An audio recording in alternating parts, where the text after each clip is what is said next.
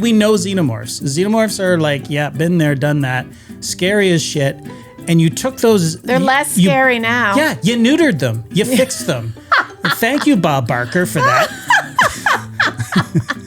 Noah Hawley is the Bob Barker of aliens. That's right. They're pets now. Okay, cool.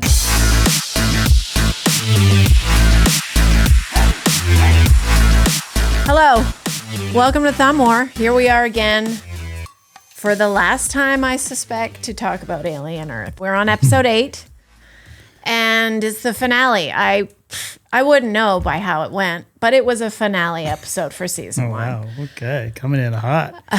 Sorry, it's one of those days. I'm going to have to dig deep for some optimism. Okay. There's going to be a little too much toxicity. You can help bring this up. You can be the good cop. I'm the bad cop right now. Okay. Spoiler warning. Spoilers for Alien Earth, episode 8. The Finale, entire season, really. Really. And any other Alien movie that may or may not come up. I'm Rachel. I'm Jason.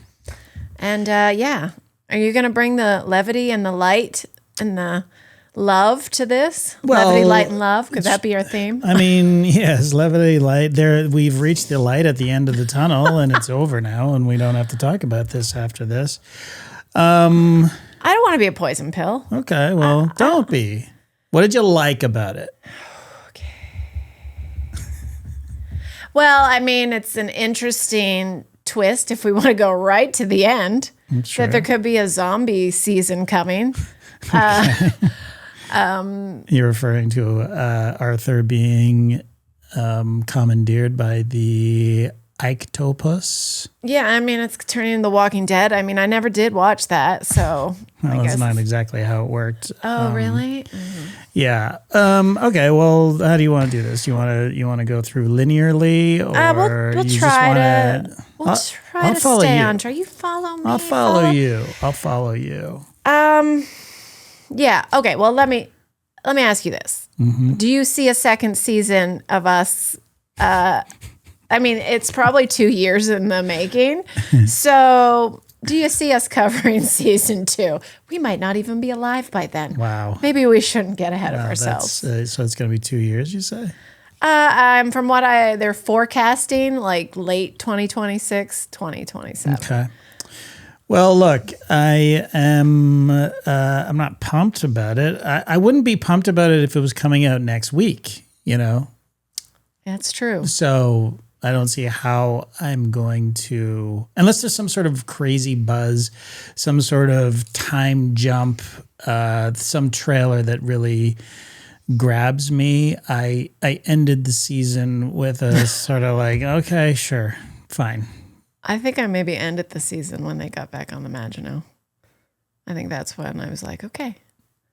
That was okay. I liked that. And So then after that, you liked the Maginot. I was like, okay, we're back. We're back. And then I was like, okay, maybe we're not. But we're back where? We I don't know. back anywhere. Something We were happened. back- Something fucking happened. Okay, well, to be fair, things happened. Not in the finale. I'm sorry, but it felt like nothing happened. Nobody of any consequence died. Okay, all right, well. No, I felt dead inside. Wow. And I'm an emotionally riddled psychopath most of the time. So to be dead inside for the entire episode didn't feel right. Almost as dead as Arthur. Well, maybe that was the intention. The intention was for the audience to feel like a little part of them died inside. I think you were supposed to be scared, filled with chills. Mm-hmm. As one podcast referred to some of the scenes, oh, it was chilling. And they were scared and terrified. I'm like, you are full of shit. Scared and terrified. I get scared very easily. And I was dead inside. Well, there's no doubt that this is what they were going for. This was like the haunted house episode, right? Honestly. Okay. Can we just talk about the one part that, well, you are talking about this, so we might as well go there. The ghosts in the iPad and the computer. Yes. That was supposed to be scary.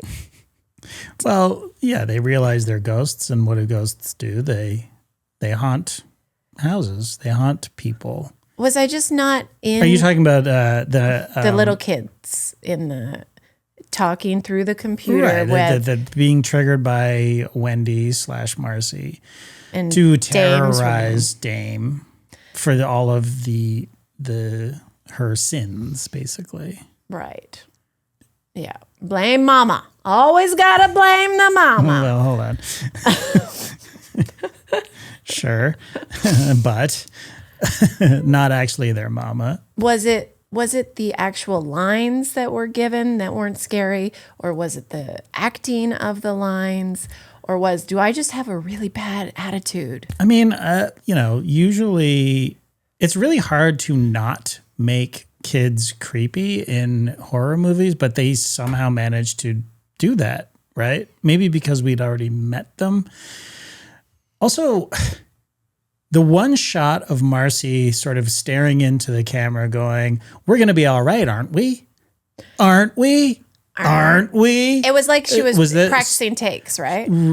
Sure, but when was that shot, and why is that on record? Like, where was that coming from? Was it AI, or was it like a deep fake, or was this actually an interview that they had with Marcy, videotaped it, and she was like demanding to know if they're going to be okay? Because where would that footage exist? It didn't exist. It shouldn't exist. Well, maybe they just recorded everything at all times. So you're telling me that they interviewed Marcy before they did the procedure and weren't answering her when she said, "We're going to be all right, aren't we? Aren't we? It's like outtakes. Aren't we?"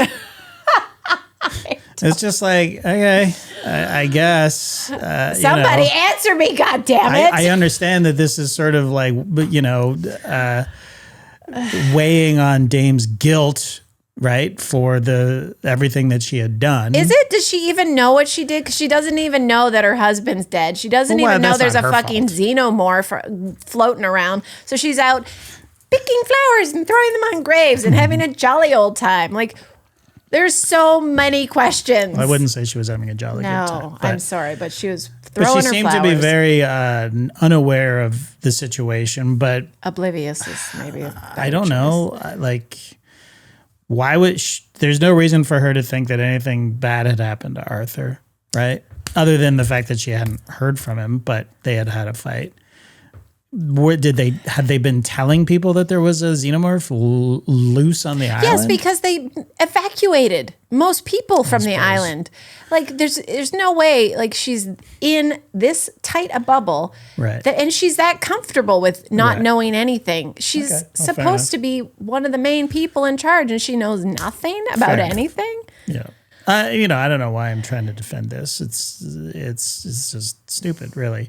What did you think of her headscarf? I thought she looked cute. Yeah, I thought she looked pretty cute too. Oh my gosh, she looked very pretty. A little out of character, maybe. Maybe she's footloose and fancy free now that her husband's out of the picture. She's like, I can do what I want. I don't have to be all pinned up. Arthur hated this look. Finally. Finally, I can go back to the decade I was born in. Yeah, 400 years ago. Yeah. Oh yeah, wait. Right. We're in the future. In the future. Yeah. Look, there's a lot of preposterous stuff. Okay, what else do you want to cover? Okay, here we go. Let's just fucking start from the top. I spilled too much toxicity. I apologize. Okay. If you've enjoyed this show, I'm glad. I'm glad you're enjoying it. I'm glad you're excited for the next season. So I apologize for the poison I'm sprinkling through this. Anyway, thanks for grinding through if you haven't enjoyed it as well. Opening beach scene. Did you like that? Did you like the little nature, hear the crabs, here's Arthur, and then there's a little nature walk with the xenomorph. Yeah, so there was a crab in the chest cavity, Arthur's chest cavity, and what happens? The crab just sort of waves away the xenomorph, and then he disappears. Like, I win, haha. My food, Fascinating. Fascinating. Okay. But maybe the xenomorph is like, oh, I can't impregnate you. You've already been used and abused. Well, the xenomorph isn't the pregnator. Oh, yeah. It's not. Oh, it's you the need face a face hugger. hugger. Yeah. You've already been used and abused. Yeah, this is an empty shell of what used to be, but maybe looking for the offspring, right? And going up to the crab and going, "Oh, you're not a xenomorph. You look like me a little bit. You have an exoskeleton, I see." Well, they were But taking each other in. have at it. Enjoy the remains of Arthur. All right, then I think that was a little cute, a little nature. We just needed David Attenborough to, narrate him going through the jungle, checking things out. Well, and also a little foreshadowing, like here is an empty vessel that is ready for a home for a creature. Yes. Any creature that would come along, really. Yeah, I mean, I guess if we, were thinking about it, we could have saw it coming from the very opening scene. Yeah. And that's fine. I didn't think about it till the end, and when you and I were discussing it.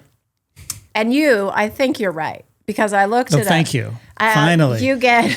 It's been 12 hours of being wrong over here, knowing I'm right. Oh, you always know you're right till you're not. But this time you were. Yeah. So, or at least theoretically you Please tell the people what I'm right about. Sorry, there's a little too much foreplay to get to this. So, yes, the eyeball gets in there. And all of us into Arthur, and he's animated. He is like any other body that this eyeball jumps into.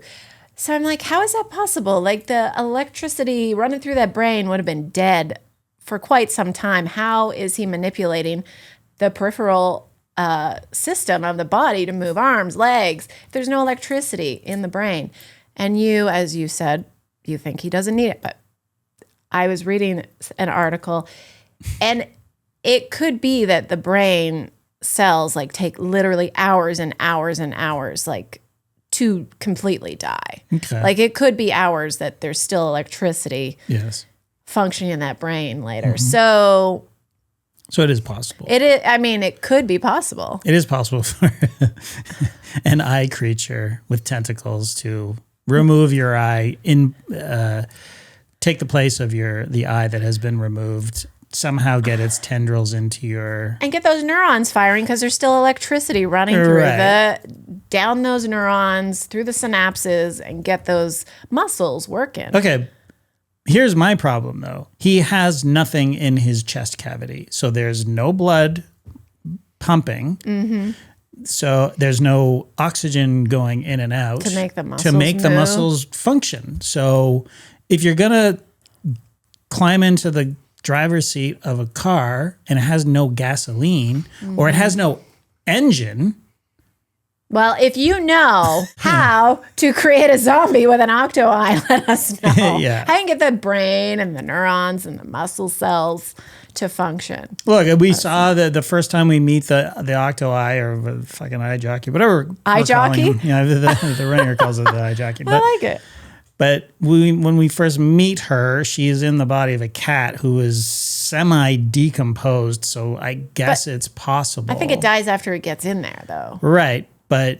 That's why this is different, because the body's already dead. Right, but when it's in the sheep, it's still eating and shitting.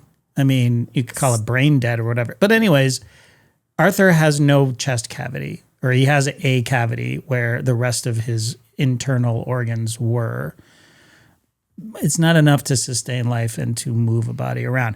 At the end of the day, I don't care. I'm happy that Arthur is still going to be in the show, even if he is a zombie. And it's probably going to be a nice little acting challenge for him to be, the guy's a great actor and to be now take on the characteristics of this eyeball. So that part of it I don't care about. But what it does indicate is this sort of lazy sort of... It is what it is because we say it is. It's zombie magic. It's just zombie magic, and it's just, he's gonna walk around. He's gonna have a hole in his chest, and it's fine. And it's just the same way as, the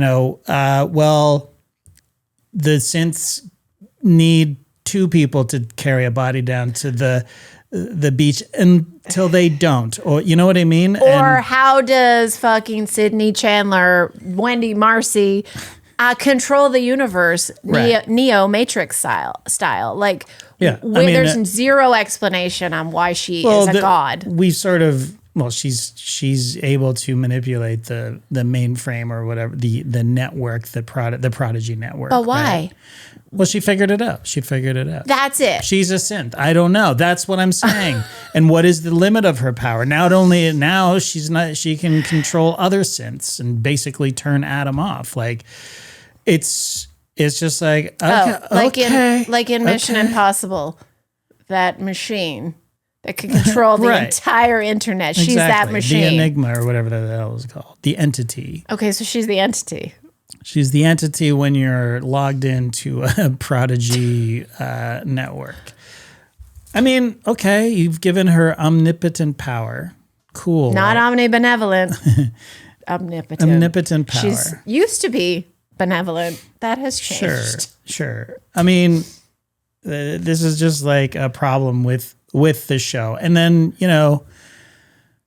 jumping ahead again to the extremely unsatisfying showdown between Morrow and Kersh, where it's just like, we've been waiting for this all season. Like, I've only cared about these two characters. And, they get together and they have basically a sort of a fight. But Kersh is a synth, right? Like, he is an android. And I've been in the alien universe before, and I know like synths, it's been established that synths are strong, right? Like we saw Adam flip Wendy, right, over a table, right? And that's the original synth in the Prodigy world, right? So you have to think that Kersh is stronger than that. Morrow is a guy with a bionic arm, which is very cool, but there is no fucking way that he would have been able to go toe-to-toe with him. It should have been like, and this is a movie I don't like, but Batman versus Superman, where Batman has to get into basically a kryptonite soup. He has to eat a kryptonite soup. No, he has to get into basically a suit of armor. Yeah. He has to outwit Superman to beat him, or at least get him to an even playing ground. But there was none of that. It was a straight up hand-to-hand battle. And you would have us believe that Morrow was able to flip Kersh over, break his back, and then still not have the presence of mind to he gets distracted by a loud bang and then gets his feet swept out from under him. But then Kersh has the strength to choke him out. Yeah, to give him the old sleeper. But then, just a little while later, why would his strength be gone that he couldn't even move his arm to prevent the little baby kids from tying him up?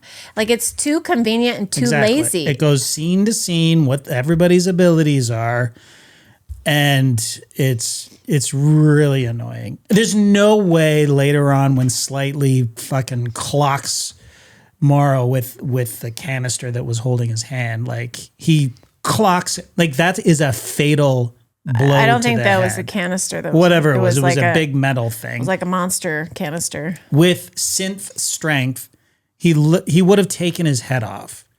That would have been fatal. Oh, yeah. Like, easily. But he also could have put his fucking arm up and stopped him. He could have defended He was himself. looking at him. Well, when Kersh is giving him the old sleeper hold, he's holding the arm that's giving him the sleeper hold with his bionic arm, which can turn into knives and blowtorches and all sorts of things. What? So like, what is happening? So why? What are we doing here? Like, I would have preferred if they had two lecterns and the two of them went head to head in a fucking debate. That would have been more entertaining. You know what I mean? Yeah. I mean, it couldn't have made less sense than the conversation Joe and Marcy had together at the end. Anyway, okay, let's just jump back a little bit. Sorry. No, it's okay. I am inspiring you to vent and rage. It's not good. I apologize. I don't know. Do you want to talk about they are in a holding cell? all the children, as they say, they're in a holding cell. Yeah. And they're just having a conversation. I guess she's just sitting there. Like, she can unlock the door the entire Talking time. about Wendy. Marcy. She can unlock the door the entire time she chooses to wait. So maybe she's just mulling things over and getting things straight in her head. I'm fine with that. But then she's like, she decides to take action when Boy Cavalier comes. Like, they already have a plan going because they've been talking for a little bit. Boy Cavalier comes in and starts spewing out his backstory about his dad, which you knew right away that Adam was the synth he was talking about that he created. Well, that's what they showed us, didn't they? Oh, did they show that? Well, they cut to him. Oh, did they? I just yeah. went somewhere else. You also said, I would believe this if they were 4-year-olds. Like, she's like, okay, hide and seek. Right. And like the stuff they're saying, this is not the way a 12-year-old thinks, especially a 12-year-old girl who most 12-year-old girls are pretty mature. Wow. Boys mature a little later. It's just fine. Not all of them. True. But generally that's how it goes. And kind of talking like she's way younger. Yeah, they all are. Yeah. That conveniently for this particular episode. It's just episode by episode, scene by scene. It's like, are you a 12-year-old or are you a 4-year-old?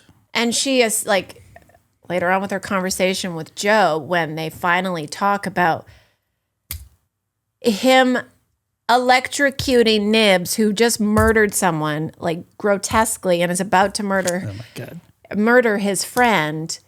She doesn't grasp the concept, and he it's like ends up apologizing to her. Right. And says it's complicated or whatever. And she's like, that's what people say when they choose to do nothing. And they're weak people. Yeah. It's like, how about go fuck yourself, Wendy? and you know, put a pin in that for a second. How did we get from the boat to the cell, right? Like, we ended with this, like, whacking off, like, edging to the point of, oh my God, this is the cliffhanger to end all cliffhangers. What did you do? What did you do? You got Nibs in the corner going, blah, blah, blah, blah. Is Nibs dead? Nope. Nibs is fine. Everybody somehow ends up in a cell. How? I don't know. And she didn't call the pet xenomorph, which was, I thought, what we were building up to at the end of the finale. It's like, what the fuck are you doing to us right now? Yeah, it's just like, okay, so it's like, okay, what did you do? Okay, I guess hands up, we're getting arrested now. What did I do? I shocked your friend who was holding my friend's jaw in her hand. And she just did. What she's going to do the same thing she just did to that dude. What? Exactly. And he's like, I didn't know what to do. It was complicated. And the only one with any sense is Smee saying, she just killed someone. That's why he did it. He's on our side, bitch. Right. Like, he's the sweetest character on this show besides Arthur. Him and Arthur are the only characters besides the Octo-Eye that I'm interested in anymore. Right. Anyway, it's very fucking maddening because their conversation made little to no sense. Mm-hmm. And then Joe is being a sniveling little bitch again and apologizes. And like, okay. Right, exactly. But this is sort of like what you do when you have a toddler who has omnipotent power and you just want to calm her down because that's what you got to do. You got to placate them however you we can. have never apologized unnecessarily to our children. Yeah, right. But our children are not synths who could rip our jaw out at any moment, right? I mean, there is an interesting sort of moment that I feel like it could have been explored a little more where, you know, we as parents, we know this, like there's a point in your relationship with your child when you realize this kid could really hurt me, like physically, like damage me. I have no control over this person anymore. You know what I mean? It's not, my words don't mean anything anymore. Do you know what I'm saying? Well, yeah. I mean, it's not like you've ever gotten to the point where you've thought that has happened. No. No, they've never acted unhinged like Marcy. No, but what I'm saying, like, they're at a size and a strength. You're like, well, I would lose this battle. Exactly. When you have a 6-year-old who's having a tantrum, right? Sometimes you just have to pick up that 6-year-old and hug. Yes. Is your boo boo? Calm down. I'm not talking about like. Hug Marcy. Give Marcy a hug. I'm not talking about like wailing on the 6-year-old. I'm just saying you got to just remove them from the situation, and you have the strength to do that. There comes a time when you don't have that anymore, right? Like I don't know if I should get in between my two sons who are wailing on each other because I think I might get hurt, right? So you think this is a natural progression for Wendy? She's getting into the idea that she's a synth and she's no longer a human. Like a child becoming an adult. Right. And she's mad because, everything that she's been told about this process has been a lie, basically. Mm-hmm. And, this idea that when you sort of realize that you don't have autonomy, when you're, it's like, hold on, I'm a prisoner here. And Boy Cavalier is like, yeah, you're floor models. You're like, this is not. When you realize your parents are just fucking humans and are kind of, can be dicks. Right. My point is that there is something to explore there. There is the nature of the child surpassing, whether it's physically or mentally, like, when you have your first debate, like an argument with your child and they're like making sense and they got you, they're winning the argument. And that's fucking great. It's great. And we praise them every time. I'm like, shit, you win, kid. Of course. Of course. But if it's an omnipotent synth with super strength and will live 10,000 years, it's a little bit scary. Well, and I did like that part in it, close to the end when they've got all the grown-ups in the prison, and Boy Cavalier goes from trying to fight it and being upset to being almost like this parental pride for, which I liked it. Yeah. I like that. Even when he was like, when she was like, yeah, you run, and he's like, yes, right. This is cool. This is cool. Fun. I like this. Yeah. That part of it. I mean, it speaks to his mad mania. Like he's a madman, but also proud of his creation, right? Like, yeah. So yeah, but I feel like that could have been explored a lot better. Housekeeping. No, thank you. All right, housekeeping. Email us, themorepod@gmail.com. You can send us an email about a movie or a television show or disagree with us. Or how about this? A settle this. We're bringing that back. We're going to dust off the old settle this sting. And then in our Patreon episodes, we will start going through your emails and giving us a quandary, something for us to adjudicate on and give you the final say. Yeah, we can do it. And it could be about movies, it could be about life, it could be about whatever you want. We are very fast and loose about handing out very critical and important life advice, and then not thinking about it again and letting you deal with the consequences. But yeah, we talk about things too hot for the show. So join our Patreon, $5 a month or more gets you ad-free episodes. 2 or 3, I want to say, bonus episodes every month. You get the top 2 tiers get access to our monthly hangout. That's the second Wednesday of every month, where we just hop on Google Meet and it's coming up. It's coming up. It's exciting.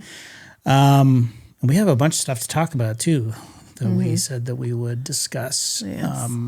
So join us there, and then leave us a 5-star review on whatever podcatcher you are listening to this on. And you can also subscribe to the YouTube channel where we do all of these shows on video. Even if you're a podcast listener, just subscribe, like the show, and tell all your friends. You know, it's the best way to get the word out is by you doing the work for us and telling your friends. Now back to Alien Earth season finale. There's so much good foundation here that just progressively made me more irritated, like, because it felt disconnected and not well related. Is there just too many characters and too many people putting their fingers in the pot, like that it just feels disjointed? I don't know. I think this is a Noah Hawley thing. I think, there's the House of R has Oliphant is interviewed at the end of this latest episode, and a lot of the question, they would ask him, so, does Kersh hate Boy Cavalier? And Timothy Oliphant is like, I don't know. I don't know. I don't write the story.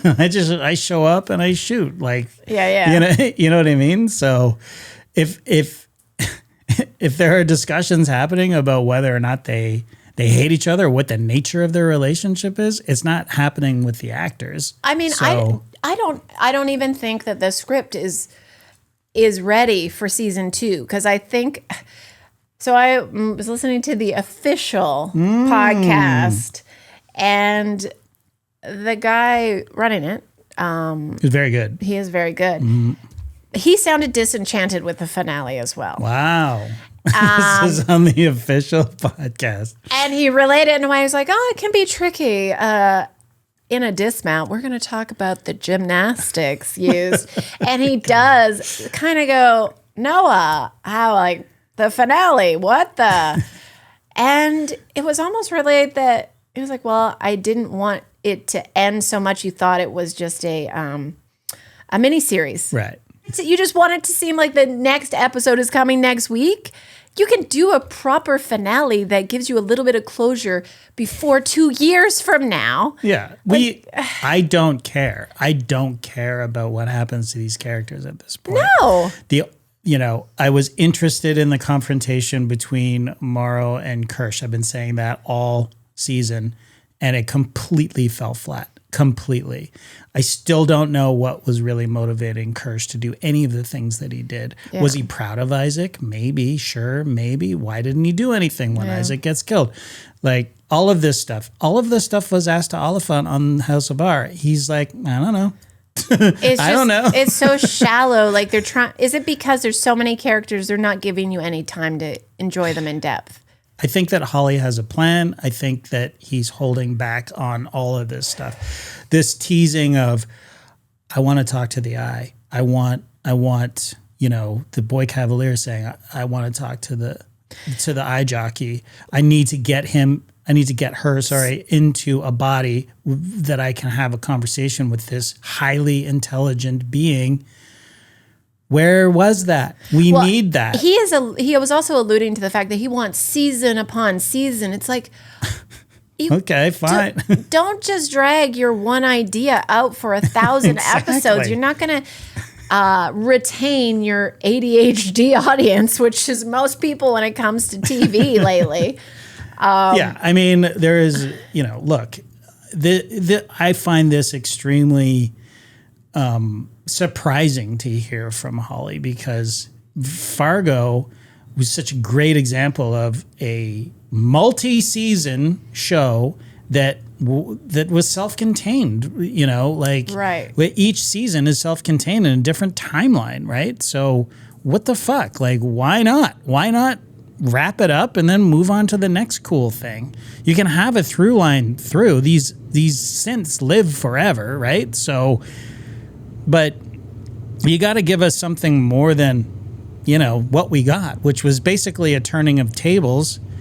And now we just have to wait. Like, honestly, I felt like nothing happened in that episode. And I know that you're sort of like, well, I'm going to ignore all the stuff with David and Prometheus, right? I'm just going to ignore that. It's like, fine, fair enough.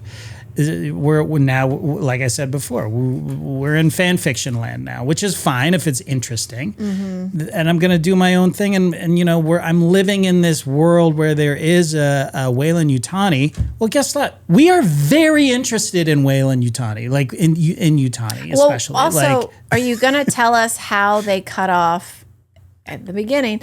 Weyland-Yutani has cut off all outside connection, underwater connection to the rest of the world. So they did say that. Yeah, they said it. But you want to tell us anything about how that happened? Like, it was Morrow's snippy bionic arm turned into scissors and just snip. It's just all of a Fiber sudden, optics gone. all of a sudden, they're segregated on the island, and it's mostly been evacuated. Like, it becomes super masturbatory. And if you look back at the season, which started so great, by the way, like, let's not forget, like, the first 2 episodes, I was like, in. God damn, this is cool.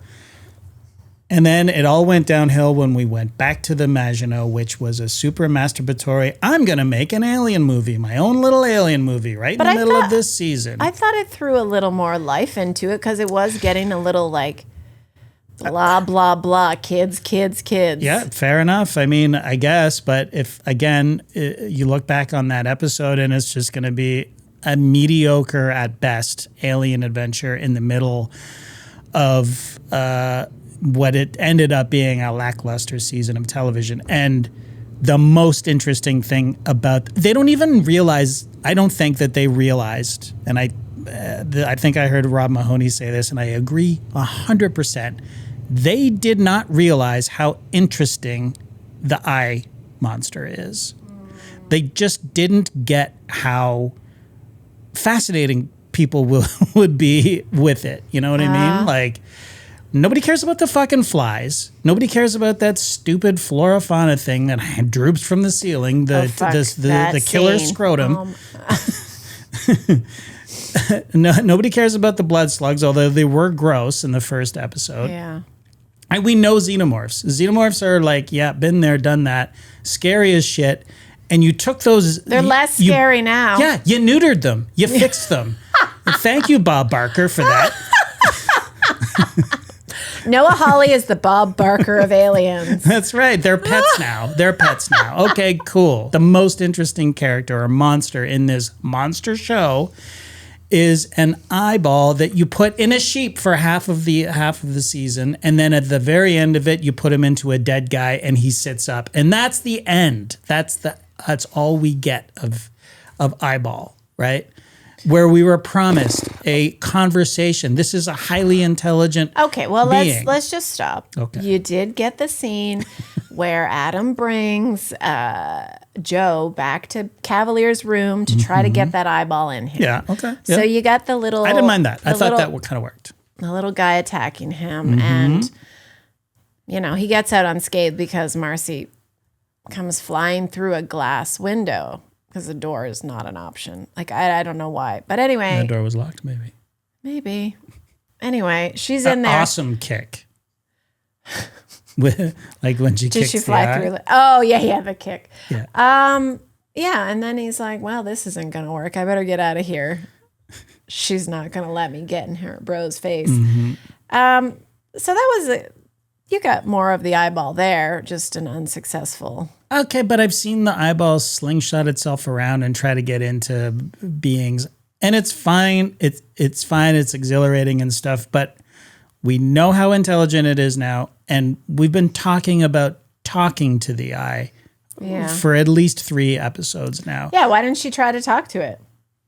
I guess it was too fast and furious. Great question. Oh, okay. Speaking of her talking to things, so she can just talk in a building, and the xenomorph outside in the wilderness can hear her without a raised voice. Yeah. So many questions. Well, yeah. Is it a telepathy maybe, or is it maybe super hearing? Yeah, that's fair. It's fair. I mean, there must have been times in the alien movies where people were being quiet and they couldn't hear. No. I mean, I don't know. Yeah. Okay. So, what did you think about the soldiers in the lab? Like, does that not seem like the dumbest fucking scenario? I get so mad because I watched it again, and Okay, so set the scene. I mean, the soldiers are looking for, who are they looking for? Oh, they're looking for Boy They're looking Cavalier. for Boy Cavalier to yeah. evacuate. So, I guess, is that why she pries open the glass doors that are filled? It's filled with gross, decomposing Yeah, things. he may be in there. You never know. Like, you can see through the glass, and this is where these monsters were held. Mm-hmm. You see decomposing material, and your instinct is, let's open this up. Well, that's search and rescue. Maybe That's the search part of rescue. Okay, maybe that's why. But then it's like, oh, what's this dripping on my head? Not move. Yeah. Look up for a long time, and then instead of moving, look down at her friend and go, oopsie, basically. Yeah. Nom, nom, nom, nom, nom. You're sacrificing logic for this cinematic moment. Horror movies, sometimes stupid shit like that's happened, and you're screaming at the TV. Yeah. But yeah, oh my God. What about the elevator that was uncalled? Okay, well, yes. I mean, The self-destructing elevator. okay, so I've heard people call these soldiers dummies, but then I also heard from a very optimistic podcast who loves everything, I guess, because that's kind of their thematic format. Okay, shout out to them. We're beefing with them. No, we're not. I just don't. I feel like it's inauthentic, and I don't need to drop the name. Okay. But Well, I dropped the names of podcasts I listened to. Shout out to X-Ray Vision. okay, well, Shout out to House of R. Rob Mahoney. yeah, you're Joe. Not, you're not. Mallory. You're not criticizing though. No, you're right. I'm not. I love those shows. Jason Concepcion. Any- Rosie. Oh, for God's sakes. Anyway, what's I do enjoy them, though. I think they're funny. The podcast is called The Movie Defenders. Okay. So they don't cover movies that they don't like. Oh, well, that's in the name. Defenders. Exactly. But you start enough. a series. How do you know you're going to enjoy the whole goddamn thing? We started it and we thought we'd love it. Yeah. Turns out, not so much. So they're sticking to the theme. That's good. And they They probably have way more listeners than us because we're like, don't watch this show. Tune in next week where we shit on the next episode. We didn't say don't watch it. We I said, think I did. oh, shit. Well, come play with us and be toxic little bitches. The movie TV club. Okay, anyway, so they brought up a very optimistic, very nice way to look at the elevator scene, okay? And they loved the elevator scene, Sell me. okay? They loved it? Oh my God. They did. Okay. And they loved it because they're like, these are children playing pranks. Okay. Sure. And, I mean, but why did they fall for it, these adults? Okay. My thing is, fine. Okay, fine. Yeah. Turn on the red light. It's going to self-destruct. We cut back to me counting down from 25, 30, 24, all that stuff. Sure. I get that. But these are intelligent soldiers. Like, what would be your immediate reaction? When does an elevator self-destruct? Like, for the first 15 seconds, I'd be like, did it say it was going to self-destruct? Like, what is happening here? Also, Like, literally, it says in the announcement, this elevator will explode in 30 seconds. I'm like, okay, really? I would start to maybe panic around 10 seconds, maybe, but not immediately. well, I mean, also, the only one of them was like, oh, that elevator just opened. There's a xenomorph on the loose, and we want to get in there. The stairs isn't a better option. Well, to be fair to them, they have not seen all of the Alien movies we've seen, but sure. They've seen a xenomorph in fucking real life. I was not an elevator operator. Ding, socks box, electric clocks. Watch your step, please. That gold dome can move an elevator. Yeah, I mean, I don't know, Jason. I mean, I think it's supposed to be. Look, this whole haunted house motif didn't really work for me at all. No. Because you're like putting a haunted house in an alien movie, which is already sort of a haunted house, thing. And I think the elevator part was played for humor, obviously, but I didn't find it funny. I found it perplexing and sort of odd more than anything. Yeah. Right? It feels like this was like a lot of jokes that just didn't go. Fell flat. Like most of them, if they're jokes. I mean, I don't even know. I mean, maybe the audience is 4-year-olds. Like maybe, I don't know. I don't know, but I'm glad that we're done. I'm glad we're done with this. Me too. Also, another thing. Did you ever find her frightening? No. Never. Okay, well, the movie defenders thought she was terrifying. Well, I mean, she's frightening in the fact that she's just as powerful as all the rest of the synths, but, I mean, maybe it's all subjective as well, and maybe I just have bad attitude. Bad attitude. Oh. It's me. No one else hates it. It's just me. Okay, possibly. But, maybe we just expect more out of our entertainment, and maybe we should expect more out of our entertainment. Because look, at the end of the day, we have a killer cast. Yes. An amazing cast of actors. We have an incredible production design team. We have some great directors working on this, and I'm including Noah Hawley. Yeah. Yeah. We have some very, very cool moments and motifs in this show as a whole. I think they blew everything on the first 2 episodes. And perhaps the rest of the budget was blown on the Maginot episode, which, again, I think that as time goes by, we'll look back and go, this was kind of a waste of time and not necessary. Well, I mean, from the stuff I was reading here and there, it's like, okay, so they're determining second season. It hasn't been approved yet. Okay. But they can't approve it until the script is written. The script isn't written, and then they'll approve it because they need to know what the budget is. And you don't know what the budget is. The script's not written. So it's like, okay, well. Okay, fine. Like, so, but you're telling me that you don't have any idea of where this is all going. I think so. Well, that's stupid. It's fucking going to be a lost ending. And then, how fucking many seasons in before my head explodes? Well, the truth is, like I said, I don't think they realized what a goldmine they have with the eye. So that has to all be rejigged and reworked, right? No zombie fucking land. No. Not zombies, whatever. Arthur will get to stumble around for a few episodes and then he'll find a new host, right? I mean, get that actor some work. I don't know his name off the top of my head, but he's a very good actor and he can pull that off. But at the end of the day, we have a good cast. We have an awesome sort of scenery. The shooting in Thailand was a stroke of genius. It was just like a new environment. The geographical and just the physical relief of the island. Am I saying that right? The physical. It was beautiful. Yeah. The scenery is beautiful.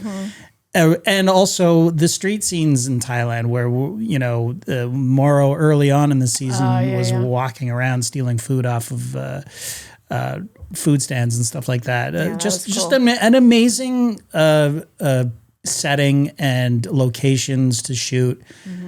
And just such a huge disappointment in the end to me. I mean, and in the end, there's the Weyland-Yutani ships coming in. Right. Like, okay. Sure. All right. But, we're not going to see any of that. I guarantee you. Just like we didn't see how they got from the pier into the so much ball tickling. Yeah. It's just like, here's the setup, but there's no way of getting out of this. But it doesn't matter because we're just going to smash cut to being in a jail cell somewhere, or it's going to be 2 years later.